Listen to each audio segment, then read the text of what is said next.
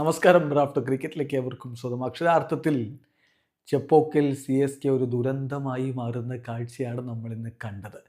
ഇതൊരു ചരിത്ര തോൽവിയാണ്. അങ്ങനെ പറയാൻ കാരണം CSK നിശ്ചിത 20 ഓവറുകളിൽ 9 വിക്കറ്റിന് 103 റൺസാണല്ലോ എടുത്തത്. ചെപ്പോക്കിലെ CSKയുടെ ഏറ്റവും ലോവസ്റ്റ് സ്കോറാണിത്. ചരിത്രത്തിലെ ഏറ്റവും ലോവസ്റ്റ് സ്കോർ 2025 ഇന്നത്തെ ദിവസം അത് ചരിത്രത്തിൽ രേഖപ്പെടുത്തുന്നത് CSK ചെപ്പോക്കിലെടുത്ത ഏറ്റവും കുറഞ്ഞ സ്കോറിൻ്റെ ദിനമെന്നാണ്. 103-9. ഇതിനു മുമ്പ് 2019 109 റൺസ് മുംബൈക്കെതിരെ എടുത്തിരുന്നു. അതായിരുന്നു ഇതുവരെയുള്ള ചെപ്പോക്കിലെ ഏറ്റവും ചെറിയ CSKയുടെ സ്കോർ. അതിപ്പോൾ മറികടന്നിരിക്കുകയാണ്.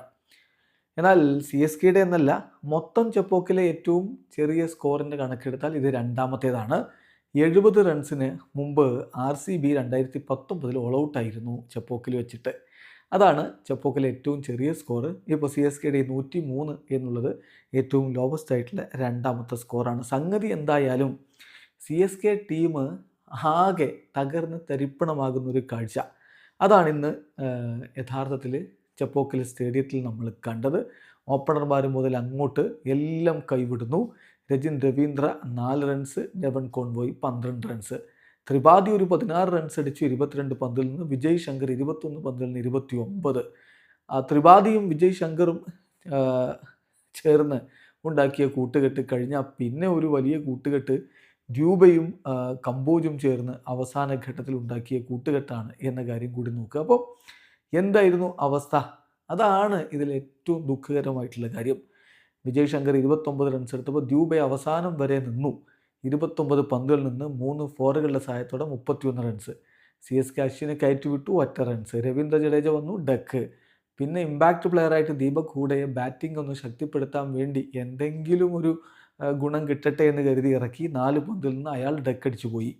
MSD വന്നു, 4 പന്തിൽ നിന്ന് 1 റൺസ്. സുനിൽ നാരായൺ LBW. അത് തേടംപേർക്കെതിരെ ചില തരത്തിലുള്ള വിമർശനങ്ങൾ വരുന്നുണ്ട്. എഡ്ജ് ഉണ്ടായിരുന്നോ ഇല്ലയോ എന്നൊക്കെയുള്ള തർക്കം ഒരു ഭാഗത്ത് നിൽക്കുന്നു. കോൺട്രവേഴ്സ്യലായിട്ടുള്ള തീരുമാനമായിരുന്നു. നൂർ അഹമ്മദ് 1 റൺസ് എടുത്തു. അൻഫിൽ കമ്പോജ് 3 റൺസുമായിട്ട് പുറത്താകുന്നു. നോക്കുക, എന്തു മനോഹരമായിട്ടാണ് ഇന്ന് KKRൻ്റെ ബൗളർമാർ പന്തെറിഞ്ഞത്. 4 ഓവറിൽ മൊയിൻ അലി കൊടുത്ത് 20 റൺസ് മാത്രം, 1 വിക്കറ്റ്. ഹർഷിത് റാണ 4 ഓവറിൽ കൊടുത്ത് 16 റൺസ് മാത്രം, 2 വിക്കറ്റ്. വരുൺ ചക്രവർത്തി 4 ഓവറിൽ 22 റൺസ് മാത്രം, 2 വിക്കറ്റ്. എന്നാൽ സുനിൽ നാരായൺ എല്ലാവരെയും കടത്തിവെട്ടി 4 ഓവറിൽ വെറും 13 റൺസ് മാത്രം വിട്ടുകൊടുത്തുകൊണ്ട് അദ്ദേഹം 3 വിക്കറ്റുകൾ പിഴുതെടുത്തു. CSK വെറും 103 റൺസ്. ആദ്യ വേഗം അത് അടിച്ചെടുത്തു KKR. 10.1 ഓവറുകളിൽ 2 വിക്കറ്റ് നഷ്ടത്തിൽ അവർ 107 എത്തി. 8 വിക്കറ്റിൻ്റെ തകർപ്പൻ വിജയം, അതും 59 പന്തുകൾ ശേഷിക്കെ.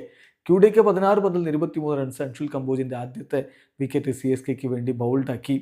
സുനിൽ നാരായൺ അടിച്ച് തകർത്തങ്ങ് കളിച്ചു. 18 പന്തുകൾ, 2 ഫോറും 5 സിക്സും, 44 റൺസ്. നൂർ അഹമ്മദ് വന്നു, കണ്ടു, കീഴടക്കി എന്ന് പറഞ്ഞ പോലെ വന്നു, അദ്ദേഹം വിക്കറ്റ് എടുത്തു. പക്ഷെ അപ്പോഴേക്കും കാര്യങ്ങളൊക്കെ കൈവിട്ടു പോയിരുന്നു.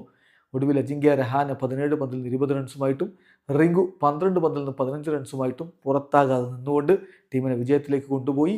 CSKക്ക് ഇനി രക്ഷപ്പെടാൻ ഒരു റീസ്റ്റാർട്ട് ബട്ടൺ പ്രസ് ചെയ്യുക എന്നുള്ളത് അത്യന്താപേക്ഷിതമാണ് എന്ന് തോന്നിപ്പിച്ചുകൊണ്ടാണ് ഈ മത്സരം അവസാനിക്കുന്നത്. വീഡിയോ അവസാനിക്കുന്നു. ക്രിക്കറ്റ് ലോകത്തെ കൂടുതൽ വിശേഷങ്ങളുമായി റാഫ് ടോക്സ് കൊണ്ടുവരാം.